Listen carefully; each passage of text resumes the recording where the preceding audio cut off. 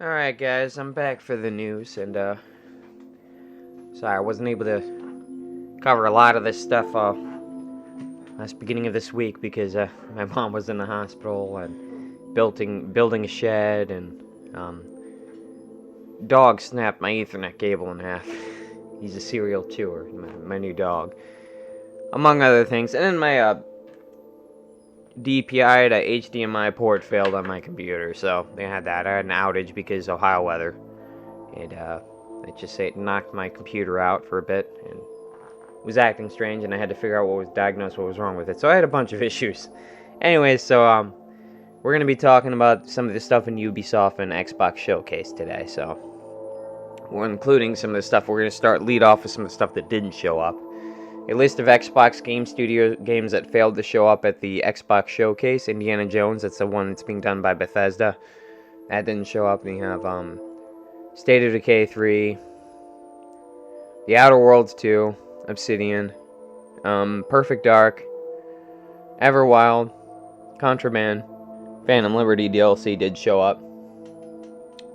It's going to be like 70 gigabytes, so it's going to be a big boy, so make sure you guys have space. Seriously considering getting some expansion cards for my Xbox at this point. Joking, but partially. Not really.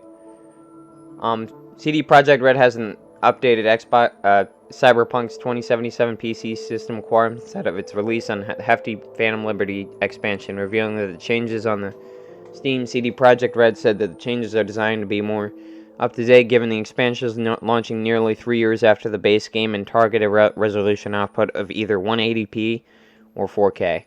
And now there's going to be some free updates with this one because they're doing a lot of the updates that they were going to do, like the police system and stuff like that. So we're getting a lot of that.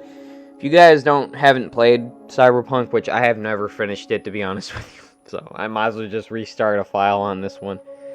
Not because I didn't like it, not just because exactly the completionist as I used to be, but yeah, I just wait because they're going to be revamping the whole thing with this DLC apparently. So a lot of new stuff being added. Going over some bit more of that in this next article. Cyberpunk 2077 introduces a big cyberware update in its Phantom Liberty expansion, basically bringing it more in line with like the anime that Netflix did. They're gonna have a lot of stuff like from the Edge Runners, like kind of like how cyberware has like an overdosing effect. If you have too many cybernetics, you can go crazy and stuff like that. Kind of like how from the Edge Runners. First reported by VGC, it'll have a new cyberware capacity system. That's basically what that is. It allows players to see how much cyberware their body can take. A new Edge Runner perk will allow players to surpass that with certain penalties, like a health debuff. It's all about this balance between risk and rewards, Suskos explained. We're not going as far as the introduction of cyberpsychosis, though. Have that in mind. Featured as a key plot in the Netflix Cyberpunk, Edgerunner's cyberpsychosis affects people who install too much tech on their feeble human bodies, potentially turning them into mindless killing machines. A September 26th release date for Phantom Liberty was also announced. Drew. Unlike the base game, the expansion is set for PlayStation 5, Series X,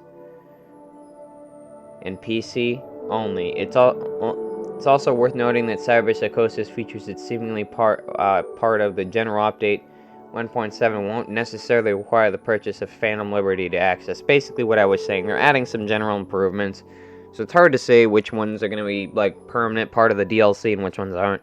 Like the police system obviously is not going to be, but because that's something that everybody was saying that needs to be in the base game. Fixes to the police. Starfield Direct, everything we revealed, including space travel, character creation, companions, and more. It kind of reminded me kind of like a Fallout 4 with a lot of the stuff with the creation stuff. Like, you can create your own ship, you can create your own outpost. The outpost part is more in line with Fallout 4's building settlements, but it seems like more of an advanced version of that to a certain degree. I don't know, because you can pretty much build anywhere at this point. It's a combination of Fallout 76 and Fallout 4, if I had to look at it that way, because Fallout 76, you can pretty much build anywhere you can set one of those things to build it on. Then you have the space travel. Yeah, detailed space travel. You can flip up and down the power between certain parts of your ship for more dynamic space combat and stuff like that. Then you have, when you're zooming out, when you're going into different star systems, it kind of reminded me of ShMoR in that way, where you can just go to different star systems. Have you guys ever played ShMoR? Maxis, by same creators of Sims. You evolve your creatures and stuff. Anyways, to the point, space travel works similarly to that part, but like this kind of like takes aspects from it, I guess, in that regard. But like, you're still gonna be able to travel from planet to planet. But I'm talking about when you zoom out for star systems. It kind of reminded me of that. Oh, there's no volume, thank God. Companions, crew. Basically, you're not limited to crew based from your companions that you can get. The crew, you can go pretty much recruit people. The random generation for planets seems like it's more complicated than No Man's Sky, so that's good. Because No Man's Sky just felt like you go to a planet that looks the same as the other one. They were just that kind of feel to it. They did take some aspects from No Man's Sky, though. Like the harvesting resources with the laser beam and stuff like that. That's a No Man's Sky thing. So they took aspects of different games in a good way. Alright, moving on here. Xbox says Starfield has fewer bugs than any other Bethesda game. So Maddie was mentioning this article, which is a doozy if they're saying this, because you know how Bethesda games are. Xbox Game Studios' Matt Booty has claimed Starfield has already fewer bugs than the Skyrim, Fallout 4, and any other Bethesda game. Well, as for this, we'll just have to wait and see, but they're saying it, so, knowing how much they're going to get crucified for a statement on this, I doubt they would say it for no reason. Anyways, moving on. Avowed gets a new trailer release window for next year. So we finally got Avowed. Oh, whoops. I don't wanna. We're gonna mute that. Just jump in here.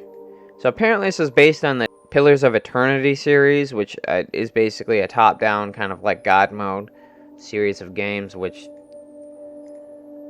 it's technically a sequel to it, or part of that universe.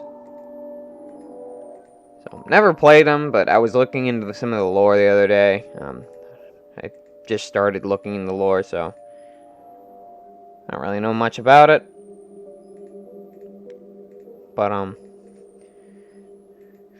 I'll probably jump into Avowed. You can jump into Avowed without looking at. Apparently, they said without playing any of the Pillars of Eternity series, it effectively doesn't matter. It's kind of a standalone experience, I guess. But it takes place in the same universe, so if you guys want to, you can. I'm probably just going to look at all the lore on the internet. I don't really want to play through 2 whole games just that, you know what I mean? Because I'm not into those top-down kind of games, you know what I mean? So, depends on you. But,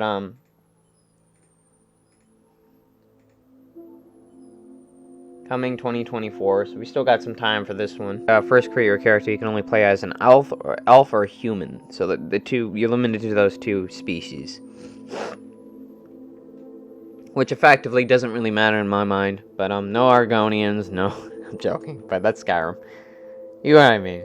First Star Wars Outlaws gameplay shows firefights, space battles, and branching dialogue. And kind of like the seamless space travel in this one, from planet to outer space. Kind of reminded me of No Man's Sky to some degree. Game takes place in between, I think The Empire Strikes Back and Return of the Jedi. So it takes place in the thick of the original movies. From what I've heard. I'm starting to skip through this. And get to that little space travel scene. Ride on speeder bikes. It's refreshing to have a Star Wars game that's not all Jedi, you know what I mean? I'd like to have one I remember Star Wars Bounty Hunter when I was younger. I used to play that with, basically Jango Fett. I'm pretty sure Jango Fett, yeah. We need one of those again, I think. 1313 got canned, and I'm kind of missing it. I was just assuming that was going to be like BX Battle Droid. This kind of reminded me of No Man's Sky, with how space travel works in that game. So you go straight up, and you have that seamless switch from planet side to space bound, you know what I mean? That's kind of like how it works in No Man's Sky.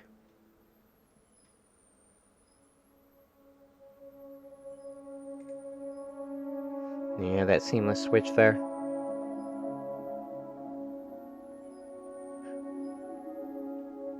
Anyways, moving on. Assassin's Creed Mirage gameplay trailer prioritizes stealth and return. Well, these ads, can't stand them. It'll let me get rid of them. And return to the franchise's roots. Yes, I am 17 years old. The game is planned for release on October 12th of this year and will cost $50 for the standard edition. Deluxe edition will be also available for $60. Nice to see that they're not going 100% into the... Every company is going 100% into the $70.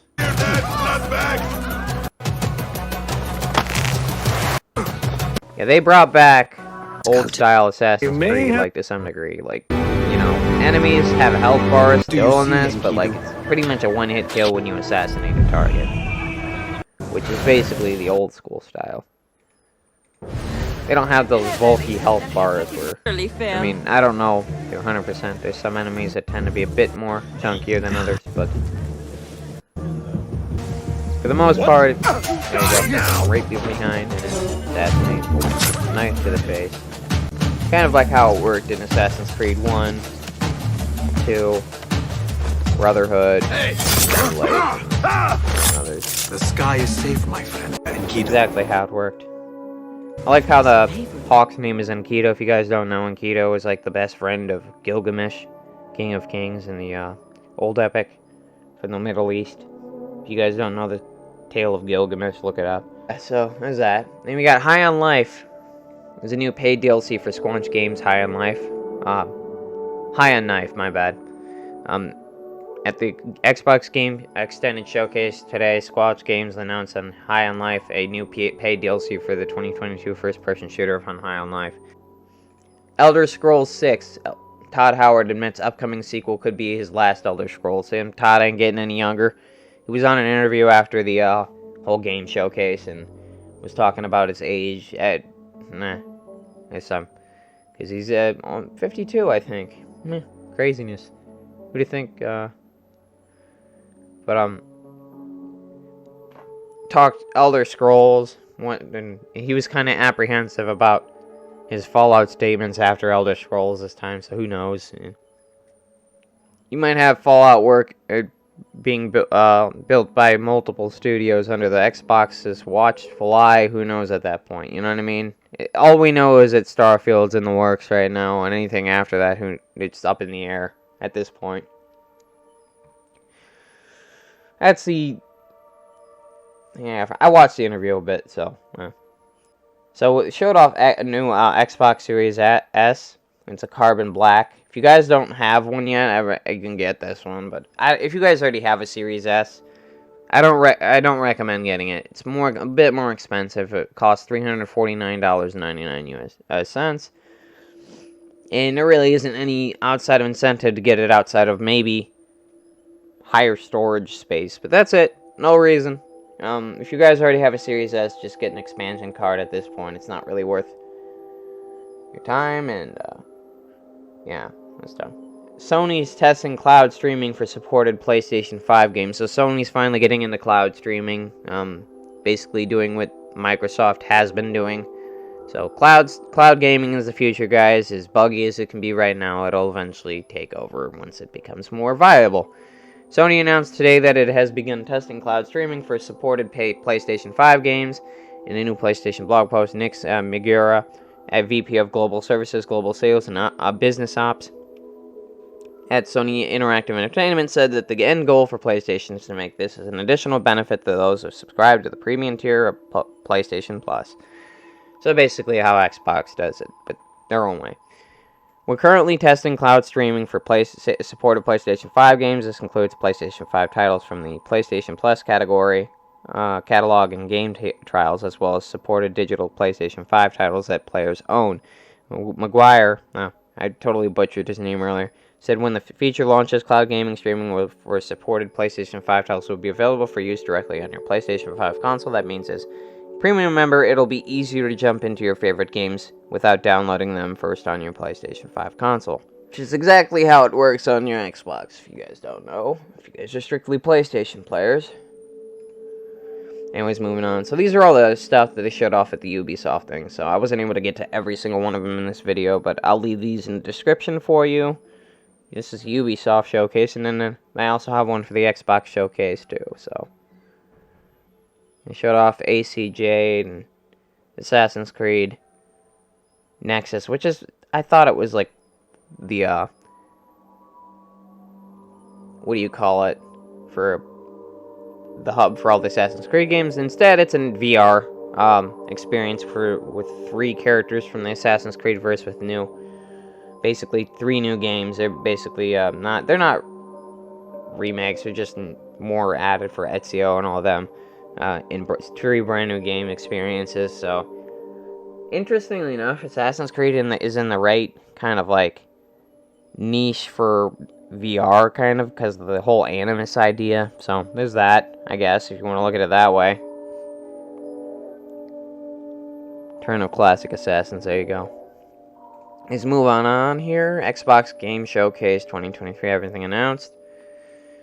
We had Fable, and directors came out and said that the gameplay actually looks exactly like the in-engine trailer, because people were confused. So people were mind blown at the graphics quality, and for good reason. I mean, it was pretty good. Even though they said it was an in-engine trailer, people were like wondering what the gameplay actually looked like, and they said it's along the same lines, which means it's pretty good if that's the case.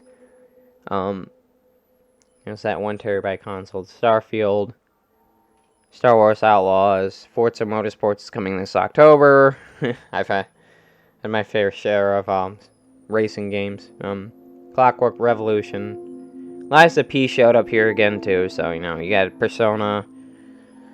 And this is the Xbox Showcase, guys. The Atlantic City update for Fallout 76, so nice to see that still getting supported. I just kind of dropped off for a while on that one. City Skylines 2. And, yeah. And a lot. Alright, guys. Any news I don't get here, I'll post on my Twitter, and I'll see you guys in the next video. Bye. As always, sources used in the video will be in the description below. Drop me a like and subscribe. If you like my videos, please ring the bell. I'd greatly appreciate it. Any news I don't get here, I'll post on my Twitter, and I'll see you guys in the next video.